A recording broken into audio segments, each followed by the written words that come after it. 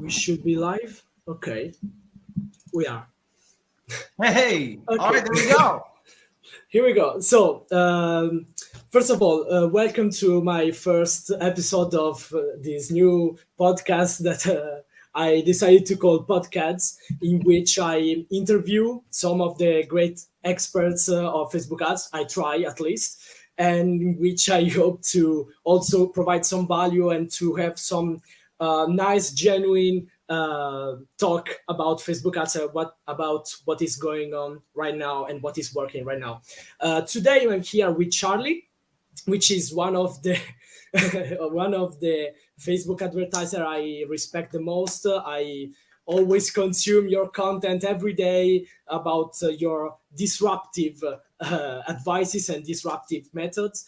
I usually we will talk about this. I will talk also about also how it went with improving my performances following your advices. I also had the honor to have you on a consultation you made for me. It was amazing. It was really mind blowing. So I will ask you to introduce yourself for the very few people who don't know you yet, and so we can start with the first questions. Yeah, hey, my name's Charlie. I've been in the Facebook ad space for a little over a decade. I've helped drive over $1 billion in revenue, and my client list is I've helped a lot of people around the world. Big brands like Nissan, Apple, and Disney, and small little mom and pop shops. I've been training people for the better part of a decade. And yeah, a lot of people think of what I have to say as fairly disruptive, and I think that's because I come from a understanding of how Facebook works, not an inference on what people think it does. And I prioritize business results rather than the marketer ego, which basically means most people disagree with what I have to do because they were poorly trained by somebody that doesn't know how Facebook works. And I'm here to help solve that as much as I can, because my biggest objective is more success and less stress, because honestly, we all deserve it. That's great. That's great. And in fact, the first question was exactly about this. You talked about the ego, and we are going to the first question, which is, what is the most important KPI right now in Facebook ads to like assess the results and understanding when something is good, when something is like sustainable for the business? And I already know the answer, but you are going to say something really not like disruptive, but someone may not like what you are going to say. Yeah, I mean, I will say the most important impact for me is I will look at, it's hard to come down to one KPI, but I would definitely say CPA matters the most and spend. And what I'm looking at is I don't care about ROAS because that's not a real number. And I don't care about a lot of other things that most people think are important, like CPC doesn't matter on Facebook. CTR doesn't matter on Facebook. And people that think that it does are coming from an email or display or search motive. But we have to understand that the cost per inventory isn't always the same. There's a bunch of other things we can get down that road. A good CTR isn't necessarily a good thing at all. And a good ROAS might be the reason that your business is failing. There's a lot of other questions around that we can unpack later. But the reason I look at CPA is because what we're ultimately doing with Facebook ads is amplifying our business model. And if we can understand with spend how much of our overall investment into the growth of the business is coming from the Facebook platform, we can also understand then what a good relative CPA can be for Facebook across our entire business and a blended result. And ultimately what that looks like in our business might not be what Facebook says inside the dashboard, but that's okay. It's software. If it's wrong by roughly the same amount all the time. So we can come up with a target CPA for the platform that meets our business objectives. And as long as we're doing better than that blended CPA and we are below our target, we can make the decision to invest more in our growth because we have inefficiency at scale that we are not taking opportunistic advantage of. So yeah, I guess very shortly, probably spend and CPA, but understanding that attribution is sort of nonsense, but every platform has its own target. So we can go from that. Yeah. And in fact, that comes the second question, which is, try to explain better what is like the spend and why you look at spend, because I see there's a lot of confusion over there. I also had some like hard times understanding why spend and why spend matters that much. But I think I know the answer. But please tell me, what is your vision about that? Yeah. So when one of the reasons we're looking at spend more than anything is because it lets us know spend is money out, revenue is money in. Yeah. Ultimately, based on our costs and our revenue, we have a certain amount of resources we can invest in the growth of the business or in the sustainability of our business model. So there's only so much money we can spend. Now, very rarely is Facebook the only place we're getting traffic. Yeah. Most people have email going or Google search or something along those lines. And you should have a robust omni-channel environment. Even if it's not that complicated, and not complicated is probably a good thing. But what helps us understand spend is great because it says, what is the contribution to my bottom line from this channel? Now, we know a fella that runs an agency that talks a lot about contribution margin. I'm not talking about that because that's not a legitimate metric in the way that he's measuring it. That's just the next du jour thing that he's trying to cook up, at least in my opinion. What I'm talking about contribution is, if I'm looking at the overall volume of conversions coming to my business, and what my spend is. Let's say I'm spending, for the purpose of this conversation, $100 a day, or €1,000 a day, or 50,000, whatever it happens to be. If I increase my spend, does my revenue go up on a projectable basis greater than the volume of spend that I've added? And now maybe that doesn't happen on day one. Maybe it happens on day 5 or day 15 or day 30, but can I project what that looks like? And ultimately, that is far more important to me than the revenue that I get from any channel, like the ROAS. Because what I'm doing is saying, can I make a sustainable, simple business and then amplify the volume of it? And spend is the only way that we can really do that, because spend is really the only thing that we can control. Yeah. And I'm only interested in looking at metrics that I can measure and control. If I can't control an action, I'm not going to measure and try to improve it, because ultimately that's not something that I have the ability to influence. And if I can't influence and I can't control it, it's a waste of my time to try to use that as a barometer of success or as a foundation for a strategy to make the business better.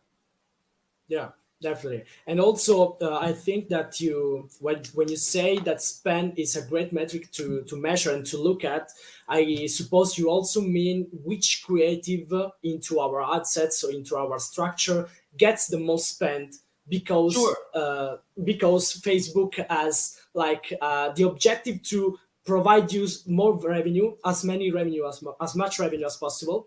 And so the ad that has the most spend doesn't necessarily mean that it is providing you the lowest CPA, but maybe the highest AOV, maybe the most profitable clients in the future. And here comes your metric PSM that I think you are going to mention. Sure. I mean, I'll say this, that contribution or I look at it as an investment portfolio.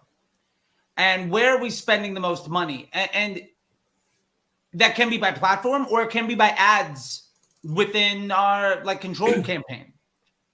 Yeah. You should have a very clear idea of, if this ad gets more money, what's going to happen in my business.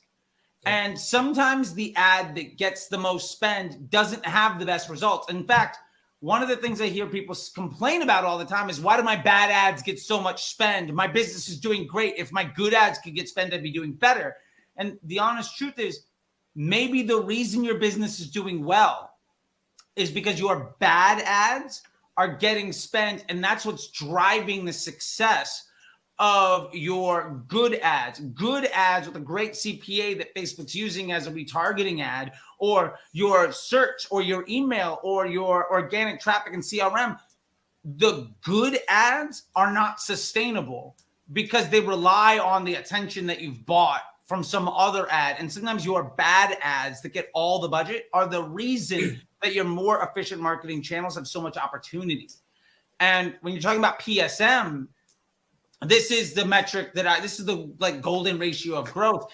That is the lifetime value of a customer journey divided by the sum of the CPA and COGS for that customer. So how many times does somebody buy? What does it cost to produce those products? What does it cost to make a sale? And a lot of people will say, well, I don't know how much it costs to make a second sale or a third sale and all this stuff. Well, I say that doesn't matter. If I know the average customer buys 2.1 times and my blended CPA as a business is 40 euro, well, then I know on average, my overall CPA for that customer is 84 because it's 2.1 times my blended CPA. And I can't control if they're going to come back and buy again, but I know the average volume of transactions per customer. And I know how much the average transaction costs me. And ultimately what we're doing with ads is we are buying future cash flow at a profit we are buying revenue. With our ads, what we're really doing is buying attention to monetize. So you have to look at it as what is the lifetime value of a customer? How many purchases do they make? And how much does it cost for me to fulfill and deliver those conversions? And when you look at it like that, all of a sudden you get rid of silly things like ROAS or NCPA or any of these other things because they don't matter. What we're doing is saying, how does the average customer behave? If I know I can make money, how do I get more of those average customers? How much more money could I spend to acquire more of those customers? And if I start to look at it like that, now I'm looking at real business metrics instead of how much credit for everybody else's work can I take as a Facebook media buyer by making my ROAS look as good as possible because I'm taking credit for sales that other departments are also taking credit for. And I think that's the real difference between an ego-based marketer and somebody who is on your team to help grow your business. Yeah, definitely. And here, I think that it comes down to two questions, which are, the first one is, you are saying correctly that ROAS is like an ego metric, and that there are also many other channels that like contribute to acquisition of the new customers. And here comes my first question, which is, how do you understand where are your like new clients coming from? The blended CPA, how do you assess that? This is the first question. Well, let me answer that one because that one's a bit to unpack, and then we'll get to the second question and stuff. I won't remember. If you ask me 3 questions, I probably won't remember them all nearly as well. So first question, I don't know, and the honest truth is I don't have to know. What I have to do is say, what is each tool in my toolbox doing? And then how do I take best advantage of what they do well? So I don't necessarily know if my Google search is driving me new customers or returning ones. I don't necessarily know if my email is all net new or returning. Now I can look in Klaviyo or SendLane and look to understand where that person's journey is. But if I try to control for that, what I'm ultimately doing is saying, I have a business that works. Now what I want to do is change how it works and expect that to be net positive. Instead of say, I have a business that works. How do I get a higher volume of transactions inside of my business? And my point to that is, it is your bank account doesn't care if that money is from somebody that's new or returning. And if you understand that Facebook is an amplification of my business and is generating awareness and intent, Google is monetizing intent and awareness. And both of them, by the way, are doing so in a way that is not necessarily discrete or unique to my business.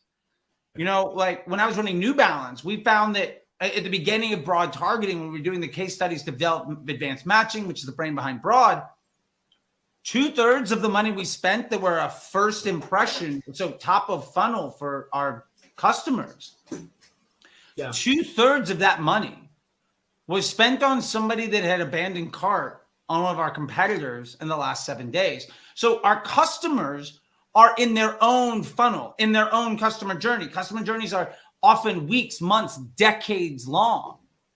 Yeah. So you can't possibly control getting somebody into the beginning of having intent or awareness about your product or service or about what you solve. What you can do is say, how do I best monetize attention? And then how do I get more of that attention so that I can have more fuel to my fire?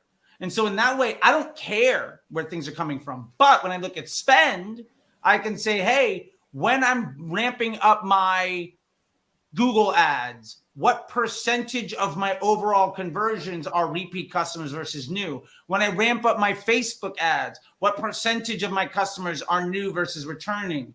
And if there's a higher volume of newer customer, maybe my efficiency goes down, but I know what I'm doing is I'm buying a higher volume of future cash flow and revenue. So I might make the decision that that's a good investment for my business, versus I might say what I need to do is make as much money as possible everywhere. And I treat Facebook as a ROAS generation device. And ultimately what I do is I completely starve my funnel and then run out of money, even though my Facebook ROAS is getting better and better and better. Yeah. So like, that's kind of how I'm looking at that. And in Facebook, we can take a look at certain metrics like CPMs and frequency relative to other ads in our account to see, is this being used as a top of funnel ad or is this being used as a bottom of funnel ad? Because sort of the thing we didn't mention here is I'm not using audiences. Like audiences on Facebook is an obsolete technology. I'm not running somebody through my funnel because generally my funnel, my retargeting audience is primarily made up of people who are never going to buy. And I think that that's something people don't understand. Like, of all the people that have abandoned cart, of all the people that have visited your website, let's say you are one of the greatest businesses in the world and 10% of those people buy. That means 90% of the people that you're paying extra to talk to, 90% of that money that you are not using to garner the attention of people who, regardless of where they are in any business's funnel, is spent on folks that are never going to buy from you. That's really bad for business, but it makes your Facebook look good because the ROAS of that ad or that ad set might be solid, but you have no, like the opportunity cost of getting that one good ROAS transaction versus a much higher volume of transactions that come in at a CPA that you can make money on could destroy your business. Yeah, definitely. And also here comes that something that I think you said, which is ROAS has two problems. The first is, of course, like the double attribution of multi-channel. So you don't know if that 3 ROAS comes from actually your ads or Google ads, which is something we shouldn't even worry about, because actually it's like a system that should work. It's not one that drives revenue, the other drives another kind of revenue. As you say, the attribution, the customer journey is also decades long, and you can see like 10 times my ads on Google and 10 times my ads on Facebook before deciding to buy my product. The second thing is actually that ROAS depends on luck, which is something I heard from you, and I want to actually understand what is your vision on this. So why is it based on luck? How could you understand, if there's a way, which ad is going to bring you more ROAS, considering it as like an AOV, which one drives the most, the higher AOV, and how do you move forward to reach that objective if you would have to reach that? So I think there's two things here. First off, ROAS itself is the AOV of an attributed sale divided by the spend that we're attributing to that ad or that ad set or that campaign today or this hour or this week or this month, whatever the time window is. So one of the things we have to understand there is AOV is not controllable. Like you might be able to influence what people spend, but you have no idea if somebody's going to come in and drop 20 euro or 2,000. Like you have no control over that. Yeah, and exactly. You can influence it. Like you can run a sale or you can try to put upsells and all that stuff. And there is an average, but that average is blended over the entire business for all transactions. And you can start to compartmentalize it and get into these smaller and smaller pieces of data that are less and less actionable to really get you the number that you're looking for. But then you're designing a report to give you data that you want instead of looking at the business metrics to understand what the average customer does. My point to that is you can't control what somebody spends on your store. When they click on your ad for your product, they say, well, this product costs this much, but maybe they don't buy that product. Maybe they clicked on that ad and bought something else. Yeah, exactly. And that happens all the time. So my point is, one, AOV isn't controllable. And two, it's the AOV of that attributed sale. So we know that we're not necessarily getting attribution for every sale. The tracking is not 100%. And we also know that we might have 3 or 4 channels that take credit for that sale. So then it's like, well, how much credit does every channel get? And that's an impossible problem to solve because every customer journey is unique and different. So the numerator, the top number in that fraction is one that we can't control and one that we cannot take actionable insight from. So that's pretty bad. Then the lower half of that is the spend, but you have no idea how much money you spent on that customer. Yeah. Like exactly. You could say, oh, well, today I spent 30 euro and got the average sale cost me 30 euro. Sure. But did you spend $1,000 on that customer? Did you spend 2 cents on that customer? Because you're just looking at it as an overall thing, but you have no idea how many touch points that was. Yeah, exactly.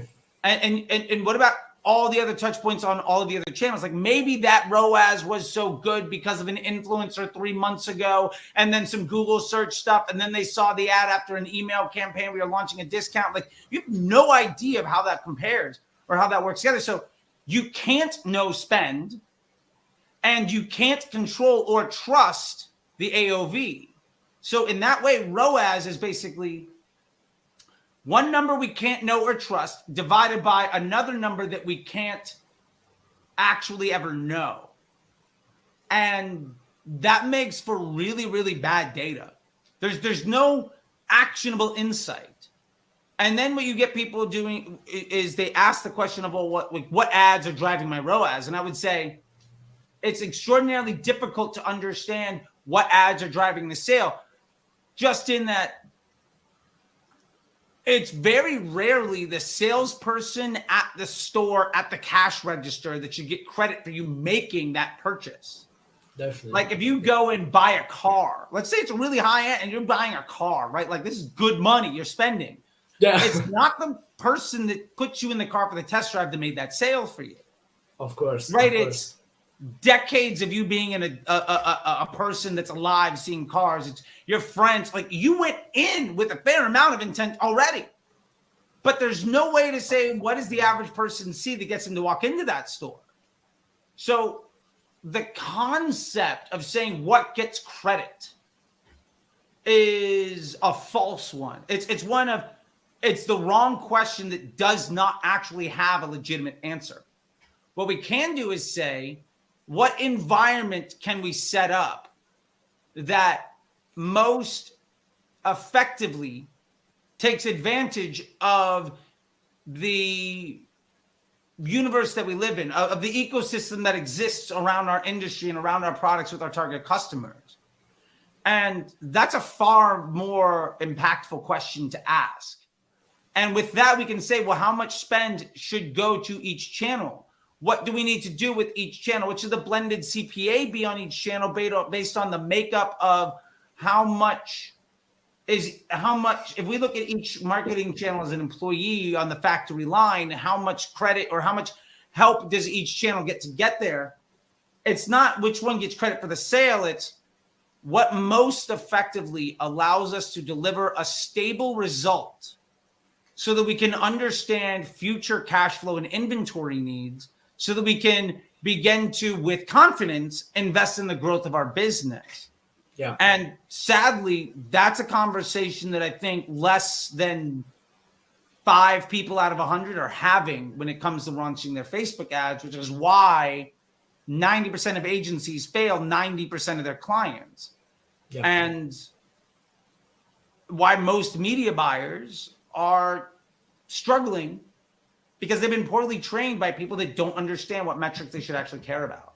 And so that's the way I look at it is as a business development person, as an investment banker, how do we best set up a structure that will most confidently deliver us stable unit economics on the acquisition and monetization of attention? Now, that's a lot of syllables, but those are the questions that you should be Yeah. asking yourself, right? And your job is not to get the best result. Your job is to get the most stable result and then Yeah. improve upon it. Definitely. Also, coming from your previous sentence about the customer like journey is very very long, and you can't control that, because I would also mention that many people like save your links for later, or they like send them to their parents for their birthday, so you cannot actually have a control of the whole process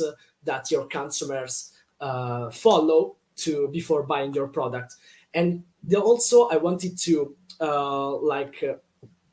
come back to the like the spending topic, which is you mentioned that how much can I like increase the budget to have like the same stable results. And many or people who are watching this may also tell you, okay, but every time I increase the spend on my Facebook ads, my results get less stable, gets like the CPA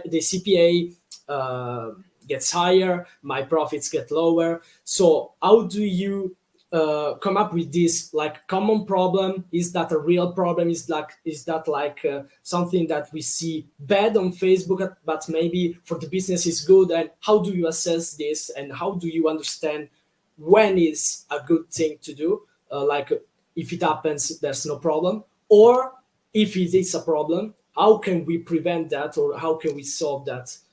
Is there Yeah. like something that comes down to your account structure maybe, or having high quality ads? For high quality we don't mean ads that are like well made in a professional way, because Sure. we Yeah. should remember that we are on Facebook and Instagram, which is a social where people should look at the real things. They don't want to look at like professional videos for two reasons. One, because we are on Instagram and Facebook, on social media, they want to see the pictures of their friends. So this is a topic well explained by Barry. I don't know, I'm sure you know Yeah, I him. got one of his Yeah, I have methods. to Yeah. I'm getting this very soon also. Shout out to Barry. And also my second thing is the second thing is the most professional maybe is your ad, the more people will understand that it is an ad. I will skip this. So coming back to my previous question, what is like that spending problem, increasing spending, which also increase the CPA? Yeah. So first thing that I want to do is say, number one, it will not always happen that when you increase spend, the CPA goes up.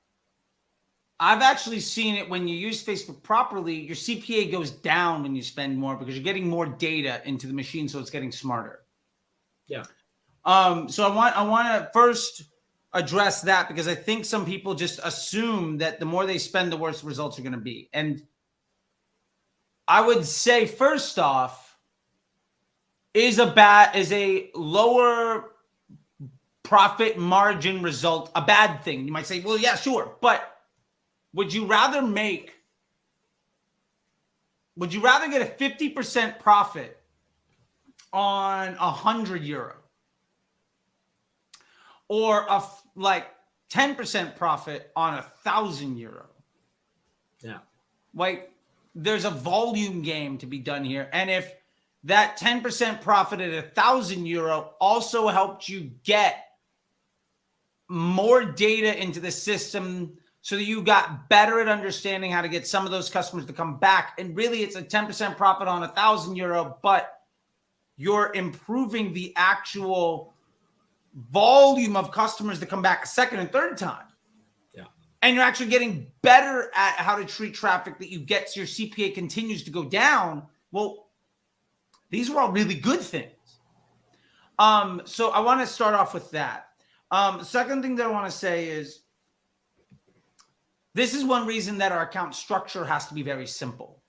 The more complicated your account structure, the less valuable any insight could be.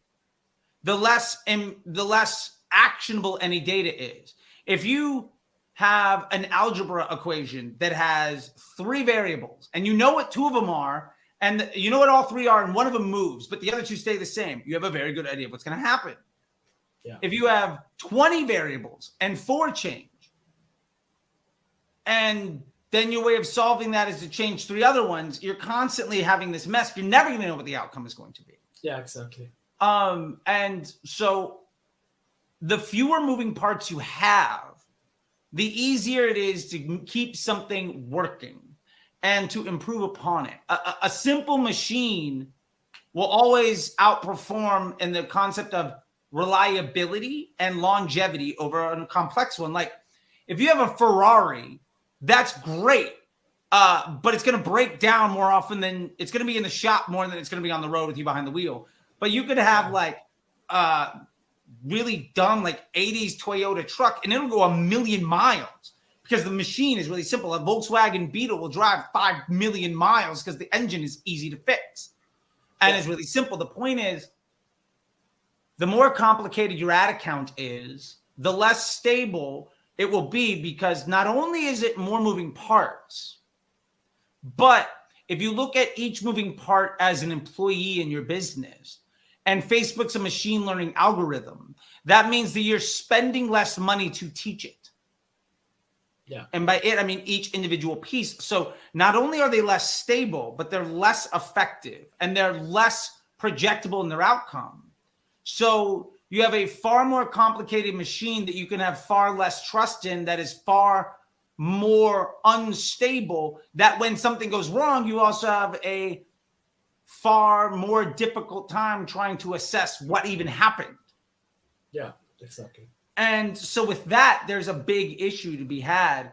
And so ultimately, to get back to the last part of increasing budgets and things breaking down, even if you have a really simple ad account, yeah, and you've got like one campaign with one winning ad set and maybe 1 or 2 DCTs against it, if you're not looking at how Facebook is using those ads, you can identify by going into frequency and CPMs and all of that stuff relative to understand how Facebook is using this ad in the funnel, in your funnel. And if your ads all have a daily frequency over 1.1, 1.2, 1.3, and your CPMs are above the average for your industry, what that's telling you is you have bad content that people don't want to see. And the only good results you're getting are by Facebook showing that to people that are mid or bottom funnel in their own journey. Mm-hmm. And that's ultimately not a scalable thing, because the more money you spend, the more Facebook users you present with bad experiences, ultimately means that you're going to see your average cost of advertising go up, because you're creating harm for Facebook's business objectives. So you're a bad business partner. And you're trying to leverage ads that Facebook is using as a mid-funnel, even if you think it's prospecting. And they're going to be people that have a better user experience and more engaging content than you to try to accomplish the same business objective. So you're ultimately saying, I have a machine that where I disrespect my business partner and I don't care about the end user. And I'm making a little bit of money. So what I'm going to do is I'm going to invest all my profit into forcing more bad experiences and amplifying the level of disrespect that I have for my business partners, and then be shocked when your overall unit economics get worse.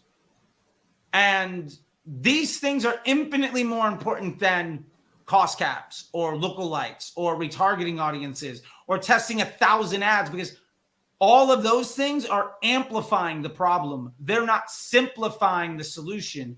And ultimately, that is why most of the people that teach complicated ad accounts, most of the people that preach retargeting and cost caps and lookalikes and Advantage Plus and selling a bunch of things are also the ones saying that advertising has got more expensive every year. Yeah. And it's because what they understand about Facebook is an inference on the data that they see, which is fair. That's understandable. But it's not actual known knowledge of how the system works. It's just how they're perceiving the ramifications of them doing a bad job and then extrapolating that out as this is what everybody should expect. And my pushback is that's what you should expect if you continue to do a bad job.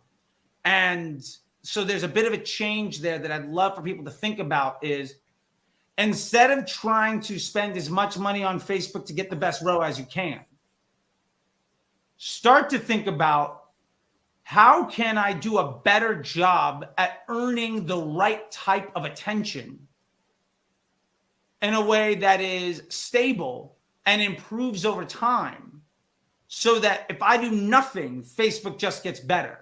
And the better it gets, the larger my margin is on the average customer journey, meaning the more money I can spend to acquire any customer, meaning the higher my budgets can be. That's how you scale a business versus trying to hockey stick a brand and then it failing in 3 months and then them going to another agency that will also fail over and over and over again. Definitely. Love it. Okay, so that comes also to what you're saying about like having a simple structure that gets the most data in less like places possible in order to improve the machine learning. What is your account structure? I already know the answer. Maybe not everyone watching this or hearing this is aware of what is the ideal structure, which doesn't exist. The ideal structure doesn't exist. I see you are having a lot of success with your structure, and to like give some more context, I tried your structure. It works better on accounts spending more than, like, from my experience, 300 200 euros per day. So where you can actually teach the algorithm to get more data at a large scale, so with that much budget. So I would like to know what is like your take on this, your take on the best structure for the Facebook advertising in 2023. Yeah, so this is the structure. This is like, let's see if I can get this to work. Come on now. Let's see. Oh, wait a minute. Let me just adjust my like settings here. Make this darker. There we go. Beautiful. Benefits of having a decent camera. This is the campaign structure that can get you to 50 million a year. This is one campaign. One ad set with your winning post IDs. Targeting a hero product or customer journey that you understand the unit economics of. Against that, I have 1 or 2 dynamic creative tests that are set up simply through the 3-2-2 method that are specifically designed to address liabilities that I'm projecting inside of my winning ad set. This is targeting broad. This is CBO. This is ultimately leveraging machine learning, artificial intelligence, and the scientific method to deliver me stable and projectable results that improve over time, where my ads never fatigue, my audiences never fatigue, and I'm able to improve the business after the click and after the purchase to improve my margin on the customer that ultimately allows me to spend more money in this environment.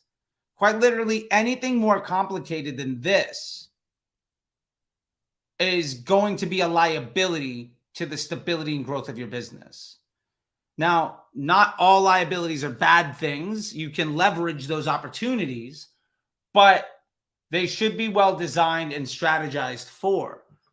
But I think that account structure easily is 80-90% of the contribution to the success of the businesses that I run and the clients that I've had and the students inside the Facebook Ads MBA program and Disruptor School, which is one reason why I think in the last 2-3 years, there's been several $100 million of added business revenue because of that structure that would not have come otherwise. I'm on my 4th 8 or 9 figure business towards an exit in the last 5 years. And generally, when people start to adopt this, they are able to work on the rest of their business, which dramatically improves what happens with their customer journeys and with their banking and with their finances. And ultimately, that's our number one objective, is to aid the business model. So the reason that structure works is because we have a control environment with 1 or 2 variables.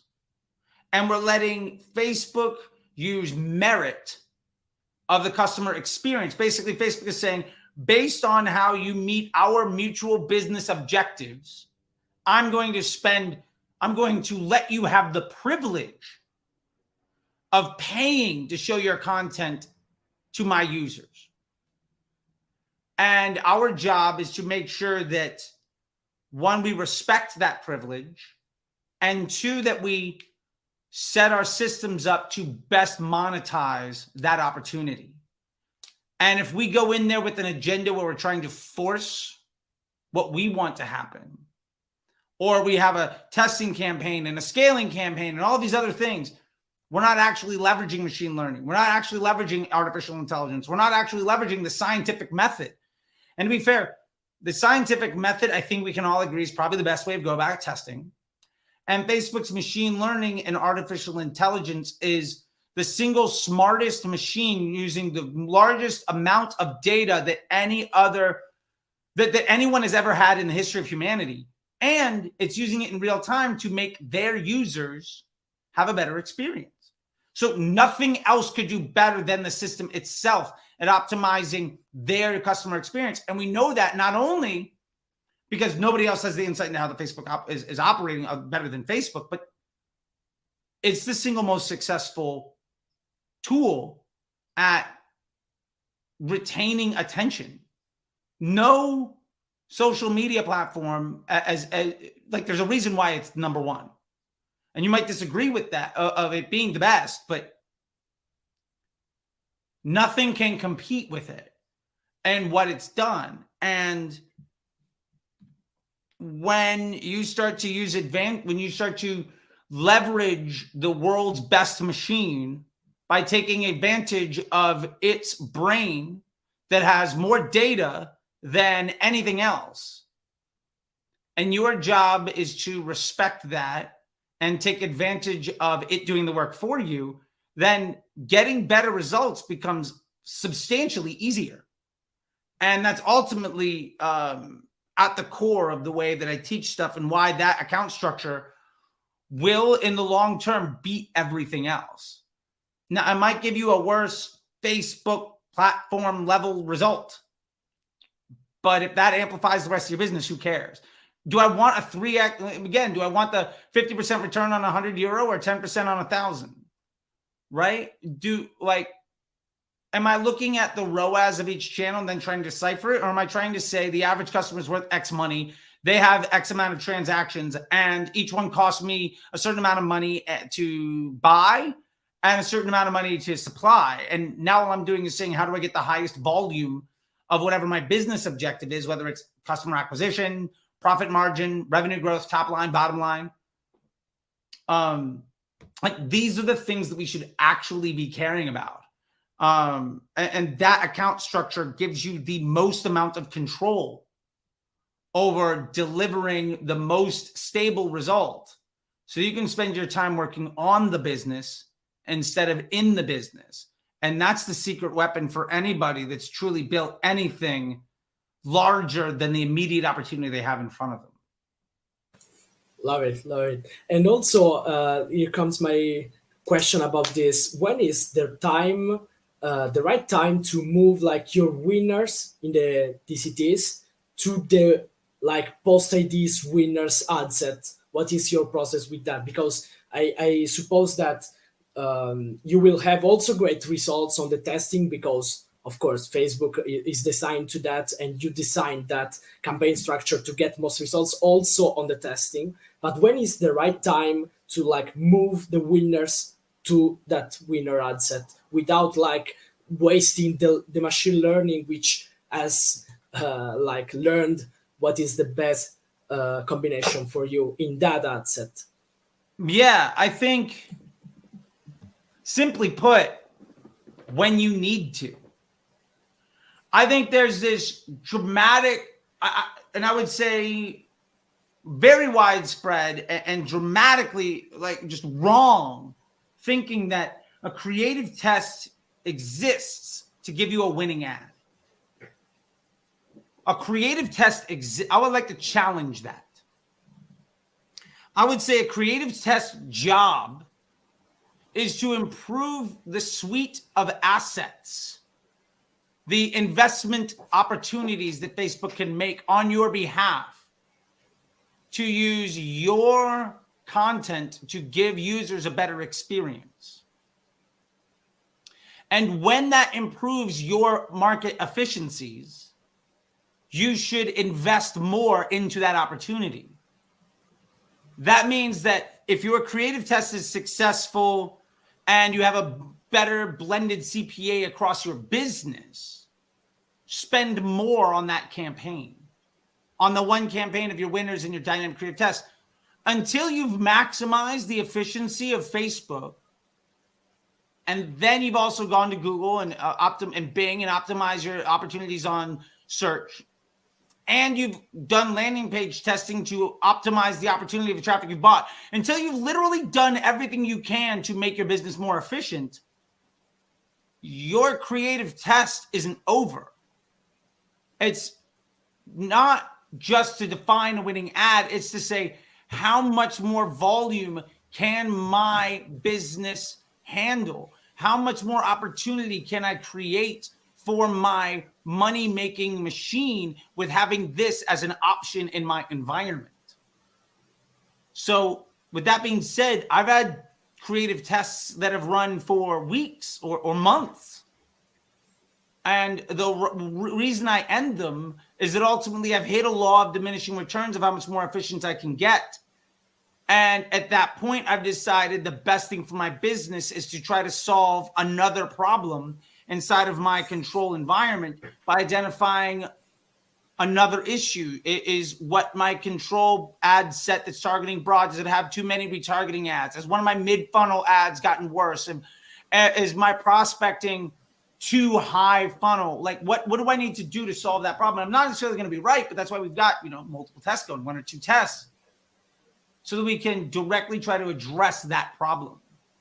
And if we think of it like that, then all we're doing is isolating individual variables within a control environment and investing in improving those things, letting Facebook choose where to spend based on what's best for their business objectives.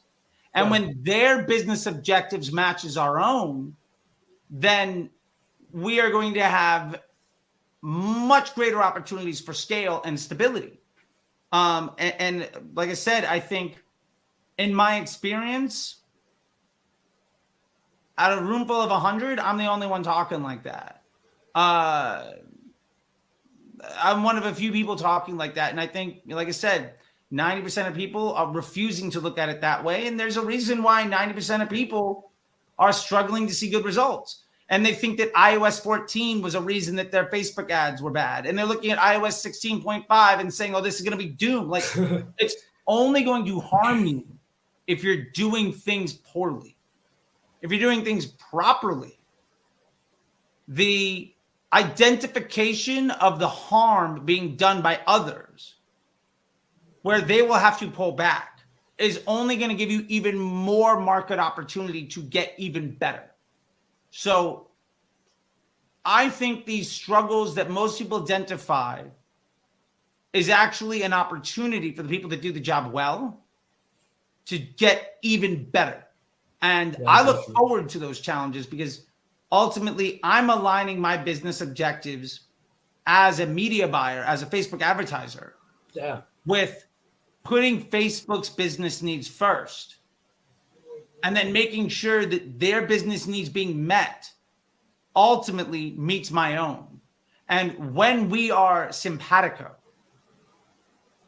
success is extraordinarily difficult to not achieve. yeah, definitely. Also, I have like the last two questions because we are going over an hour Okay, of fair enough. Fair podcast. enough. I'll try to keep these shorter. No, no, you are providing so much value, so I thank you in advance before we end the call. We end this live.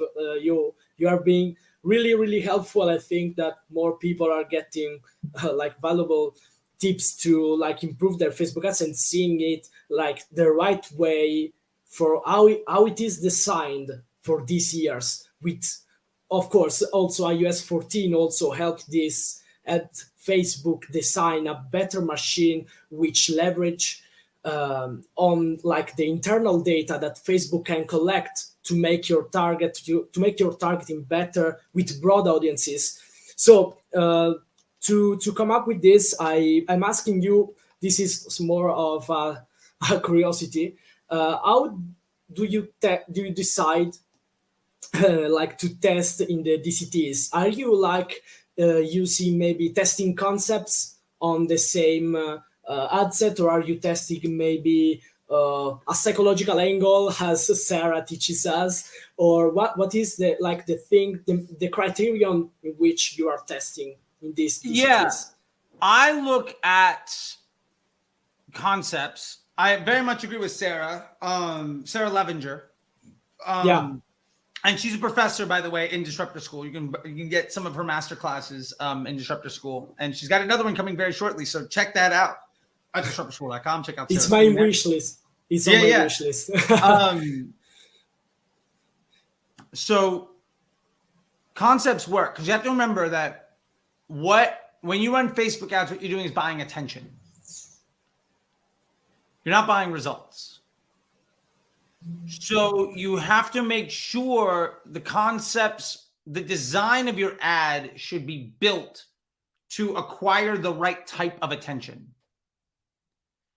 The way that you've been taught to think about targeting with audiences is the way that you should be thinking about the ads that you design. And ultimately, what type of ads that I want to run is based on looking at my control environment, that winner's ad set, and identifying which part of that mix in that portfolio, which player on the team do I want to try to improve? And that will be the most impactful way of moving the business forward. That's great. That's great. Okay, and also the last question, which also comes down to what is your structure. So you like have this campaign, which basically you touch the less possible in order to help Facebook get results. And what would you like answer to all those people or like business owners who hire Facebook advertiser who like the ideal way of working is letting Facebook machine learning do the job, that are saying like, okay, I'm a business owner, you set up this campaign, you don't touch it like for months, weeks, why should I keep paying you? Maybe I'm the only one making this like kind of questions. Yeah, no, I think it's a great question. And the honest truth is, your job is to keep the operation so simple that it doesn't require a lot of attention and maintenance. However, that takes a long time to get that takes a long time, or not time on the ad account, but that takes a lot of dedication and expertise to get to. Definitely. And when it becomes simple, it's not about what's happening today. Your job, once Facebook takes you an hour a week max to manage, is to understand where the biggest opportunities are. Mm-hmm. And ultimately, somebody should be thinking about, I would challenge people to think of it like this. When I'm hiring somebody to run Facebook ads, I want to basically say, I don't have to think about it. It works. And when I want to invest more, they're able to do it. And when I want to invest less, they're able to do it in a way that I don't have to think about the management. And for those people that say, well, why am I paying this person to do nothing? I mean, that's a valid point. And to be fair, that might be true until next month. Like we saw, why am I paying anybody to do anything in January, February, March, and then April comes? And now results are terrible. But I mean, they're not terrible. They should be better than they were in July, August, and September. But when you compare them to the best months of the year and the lowest price of attention, that is January, February, and March, they look objectively bad. But if you don't have an expert at the helm that understands that that's happening and how to accommodate for it, when you see a change in the environment and you're unable to respond to it, ultimately things are going to be very bad for you. You know, that's it's something we ultimately have to keep in mind, is that our environments are going to be dynamic. They're going to change often. Yeah. And your job is to make it, I would say your job as a media buyer is to make it so that, in this case, so that the business owner never needs to respond to market changes. You're already ahead of that. You already know what's going to happen. You've already accommodated for the things that you know are going to occur. Yeah. And so basically your job is to make sure they never need to talk to you. Yeah. And your contribution is going to be far above and beyond whatever you're charging. Like, if you're good at your job as a media buyer, you could never charge enough. Yeah, exactly. Yeah, because it is like an endless machine of profits, of revenue. Like, so yeah, we should look at it like that. You set up the thing that generates you more revenue. Who cares how much like time and dedication I put into it? As long as I can make it work the right way, I can make the machine work the right way, make projectable results, provide projectable results, and being able to respond to an eventual market crash, market issue, or challenge which puts your industry too in front of. So yeah, that we should look at it right now like this. So I think that we talked more than enough. I really thank you for your time and for the incredibly valuable tips and piece of information that you provide us. I hope you had a great time and you had like your space to talk about things the way you do.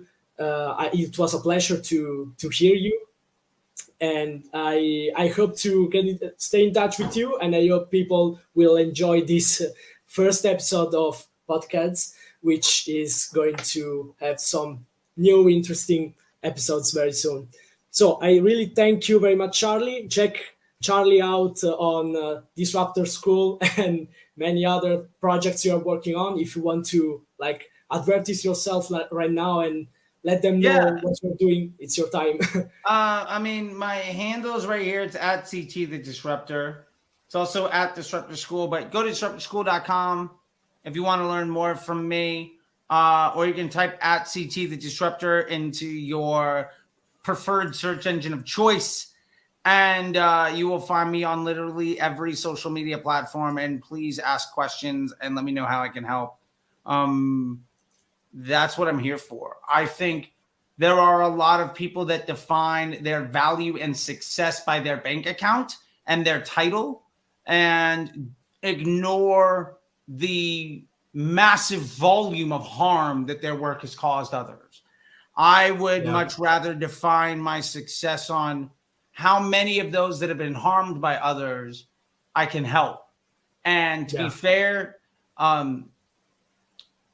anybody can give themselves any title they want, and my bank account is just fine. So I'll leave it at that. I think you can be somebody with integrity, especially in a space defined by its lack of integrity, and be just fine. And the more that I can help people, the better off I'm going to feel about things. And honestly, the more times I get asked these questions, the better I get at answering them, the more people I can help. So thank you for giving me the opportunity to help people. I got to get going. I got a meeting with my assistant right now. We're putting together Disruptor School India, and working on getting some more master classes. We're going to have Sarah Levenger come back and do another thing on her psychology, consumer psychology, how to build ads that convert. We've got my buddy Raul from the Netherlands who's going to come in and teach Google search for Facebook marketers. So how to use basically ChatGPT and you're winning Facebook ads. So just a step-by-step process to build Facebook search campaigns that print money. That means you can scale your Facebook ad account. And also got my buddy Jesse behind who have built several 7- and 8-figure ad agencies on the client onboarding process. So those are the next 3 master classes that Disruptor School is coming on board within the next 4 weeks. So that's what I'm doing right now, man. And I appreciate it. Great. By the way, for what it's worth, when I was at Shop Talk, I ran into some other big Italian marketers, and they knew and spoke highly of you, Paolo. So what it's worth, people say nice things about you when you're not around. Wow, that's great. Thank you for letting me know. Yeah, I think you saw the picture I posted. I don't remember their names because I don't want to butcher them. I'm like a white dude from the suburbs in America. I'm not good at pronouncing other languages, so I'll call myself out there. That being said, let me let you go. I have to do something else. And thank you so much, man. Definitely. I'll talk to you later. Thank you very much. Talk to you later also. Bye. Thank you very much. Thank you.